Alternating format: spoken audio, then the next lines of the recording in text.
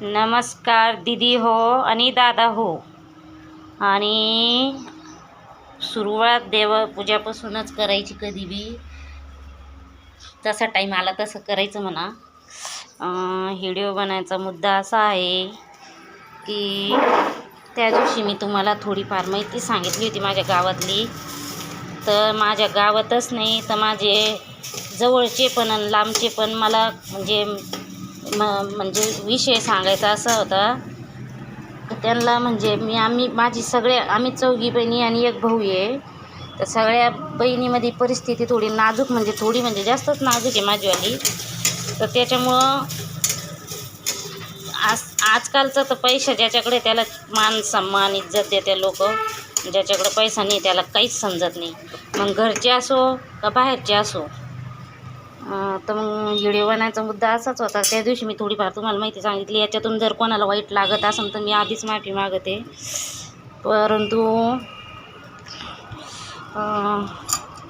मला गावातल्या लोकांना केलं परंतु मला मान सन्मान कोणीच कधी दिला नाही. माझा फक्त व्हिडिओ बनायचा मुद्दा होता की बुवा आपण व्हिडिओ बना. हा बघा माझा मुलगा बाहेर खेळतो आहे. आणि ते व्हिडिओ बनायचा मुद्दा हे आहे का मला असं वाटलं बुवा तर आपली माहिती सांगावं थोडीशी. तर मी भाजी पण करते. आता साईच्या पप्पाला रोज दही द्यावं लागतं. त्यांना ते मुळ्या देणं तर त्रास होतो. मग त्यांची आधीच सगळी कंपनी पत्र्याची आहे आणि त्यांना खूप मुळ्यानं त्रास होतो. मग तिखट मसाल्याची भाजी दिल्यावर साईच्या पप्पा पुरतं दही राहतं. मग आम्हाला भाजी मायलेकायला काहीच होत नाही, म्हणून मग मी काळ्या मसाल्याची भाजी करू बी लागले. आणि म्हटलं चला त्या दिवशी थोडीफार माहिती बी सांगावा. तर माझं गाव असं आहे, जर मारून टाकलं माणूस तर ते माणूस त्याचे वास तवा सुटन सडल्यावर तवाच तो माणूस सापडन, असं गाव आहे माझं वालं. आणि मी अशा आमच्या गावातले लोक मलाच माहिती, ज्याच्या गावातले त्यांनाच माहीत राहतं. कोणाचंच चांगलं चालू असतं, कोणी गावातले खेडेपाड्यात लोक खूप वाईट राहतात. एखादंच चांगलं राहतं, नाही तर बाकीचे सगळे मी सगळ्यांना ओळखून बसेल. मी आज कोणाच नाव घेत नाही काही नाही. तर मला तिथं माझ्या मुलाला ठेवायचं नाही आहे. त्याच्यामुळं मला माझ्या माहेरातच जागा घ्यायची आहे आणि जागा घेऊन घर बांधायचं आहे. परंतु जागामध्ये बी ती महागाई जागायची. साईच्या पप्पाला हजेरी आहे 450 रुपये. ती ड्युटीला गेलेले, आता 12 घंटे ड्युटी करतात. त्याच्यामुळं मग असं आहे का माहेरात जागा घेऊन घर बांधायचं आहे मला बी माझ्या मुलासाठी. कारण मी त्याला तिकडे एकटं सोडू शकत नाही. आजकाल बघतोय आपण कुठं किती काही पण कशा पण घटना घडत आहे. अशा साध्या भोळ्या लोकायला कोण साथ देणार आहे?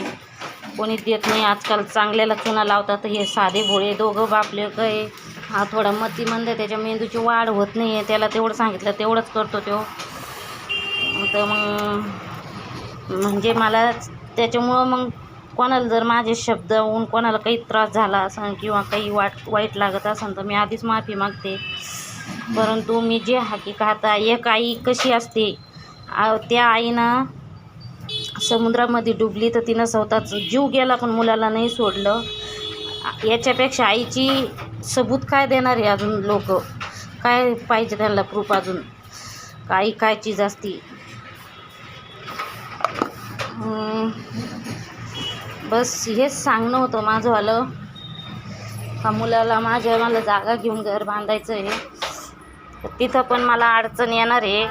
कोणी म्हणतं इथं बांधायचं नाही, कोणी म्हणतं तू तुझ्या गावाकडेच राह. आणि सिटीत मी त्याला ठेवू शकत नाही, कारण की सिटीत बी तिथं गावाकडं माहेराला घर बांधायचा मुद्दा एवढाच आहे का तिथं माझी नणंदबाई बाजूला थोड्या छोट्याशा खेडेगावामध्ये, भाषी बाजूला तिथंच. असं नाही का कोणी, आणि भावाचं गाव आहे पण त्याला जर आता त्याला तो बी बघणच 4 शा देऊन का नाही होत, थोडं वाईट करून का नाही होत, ते बघणच लक्ष देणंच. परंतु सगळ्यांचा सपोर्ट राहीन बुवा, सगळ्यांच्या नजरेखाली राहीन. त्याच्यामुळं मला तिथं ती जागा घेणे आणि कोणी कोणाला रोखू शकत नाही. गावामध्ये काय कोणाचं नसतं, त्यांच्या घरादारात जर आलं तर त्यांचा प्रश्न असतो. गाव तर आपलं, गावात कोणी पण जाऊ शकतो आणि कोणी पण राहू शकतो आहे. हेच माझं म्हणजे म्हणायचं मुद्दा आहे. कोणाला वाईट नको लागो बा, नको लागो. परंतु अशा काही खूप गोष्टी आहे ते माझ्या जीवी लोक येऊ राहिले, पण मी सांगू शकत नाही आहे. आणि जे सत्य आहे तेच सांगते माणूस. म्हणजे मी तेवढे संकट काढले, जशी जन्मले तशी आतापर्यंत खूप संकट काढलेले. खूप संकटातून मी आतापर्यंत, म्हणजे माझी जेव्हा जन्मले तेव्हापासूनच माझी परिस्थिती कवरापणात पण बापाची गरिबी होती. आणि आता बी त्या टायमाला, आमच्या टायमाला गरिबी, पैसा समजा महागाई नव्हती तर पैसा नव्हता असं होतं. आणि आता आहे तर मग हे असं आहे. आणि या साईच्या पप्पाचं, या मुलाच्या पप्पा, साईचे पप्पा इतके साधे भोळे माणूस आहे. मी म्हणते देव पण एवढा इमानदार नाही, एवढी इमानदार माणूस आहे देव. लागलंच तर माझं जर खोटं वाटत असेल तर एखाद्या टायमाला तुम्ही त्यांना हे करून घ्या. माझा व्हिडिओ बनायचा मुद्दा हेच आहे. माझ्या मनात लई काही आहे, पण मी सांगू शकत नाही. फक्त मला एवढंच आहे, मला कसं बी करून सनी मी माझे इथं मुलाला सांभाळेल कोणी नाहीत. मला कामाला जायचं आहे आणि कामाला त्याला घेऊन कोणीच नाही. लावलं होतं, समोरीच लागली होती मी इथं, तर त्यांनी मला नाही सांगून दिलं. मी बघते काम तसं मुलाला घेऊन जर जमलं तर, पण ते जमतच नाही, म्हणजे नाही सांगून देतं डायरेक्ट मुलाला घेऊन. त्याच्यामुळे मी शांत बसलेले जशी बघते त्याला कोणाचं, त्याला बरं अशा मुलांना सोडू पण नाही शकत घरी कोणाकडं. त्याला जर आपण सोडलं आजकाल तर मुलं खूप चोरी होत आहे. माझं रूम रोड टच आहे, मी भाड्यानं राहते. हे बघा माझं रूम रोड टच आहे. इथं कोण येतं कोण जातं. हे बघा रोडवरच रूम आहे माझं. आणि हे बघा गेट आहे इथं, रोडवरच रूम आहे माझी.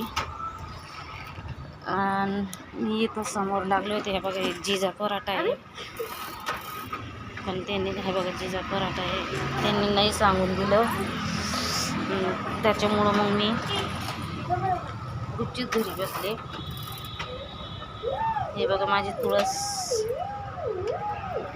तर व्हिडिओ बनायचा मुद्दा असा आहे, काही लोक कमेंट करून सांगतात, लोक खोटं बोलतात. भैया खोटं कोणाला बी हेच सांगणे, खोटं बोलून कोणाला काय भेटणार आहे. ही दुनिया फक्त विश्वासावर चालू आहे. अजून भरपूर विश्वासाने भरपूर लोकांना माणुसकी, त्याच्यामुळं हे नाही आहे. तर माझा सांगायचा मुद्दा एवढाच आहे की कधी अशा मुलांना आणि अशा समजा अशा लोकांना मी सांगूच शकत नाही. म्हणजे खूप आहे माझ्या मनात सांगायला, पण माझं कोणी ऐकून घ्यायलाच कोणी नाही. तर मी, आणि पहिली गोष्ट म्हणजे मला व्हिडिओ पण बनवता येत नाही. व्हिडिओ बनायचा मुद्दा असा आहे, घरचे असो का बाहेरचे असो, ज्याला पैसा आहे, ज्याच्याकडं पैसा आहे, आजकाल तेवढ्यालाच मान सन्मान आहे.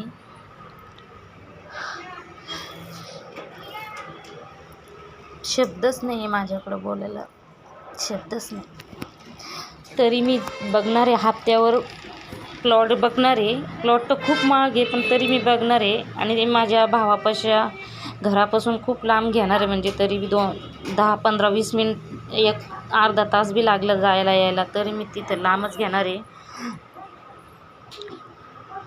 बस देवाला एवढीच प्रार्थना आहे की तेवढं माझ्या जिवंतपणातच माझ्यासमोर माझ्या मुलाला शाळा आणि तेवढं घर होऊन जावा. तो म्हणतो आई तू मरू नको, लोकांशी काही घेणं नाही, मला तू नको मरू. त्याला कळतच नाही, त्याला माहीतच नाही, त्याचा अर्थच समजत नाही. देवाच्या हातात आहे, आपण थोडी आपल्या हातात. पण म्हणतो पप्पा मम्मी नाही मारायला पाहिजे कधीच, तुम्ही कुठंच नाही जायचं मला सोडून. त्याला त्याचे अर्थच कळत नाही, तर काय करणार आहे तो. बस अजून माहिती मी माझी पुढच्या व्हिडिओमध्ये सांगेन तुम्हाला.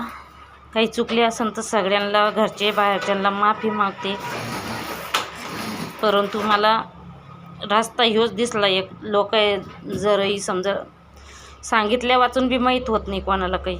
बस एवढंच माझं सांगणं होतं.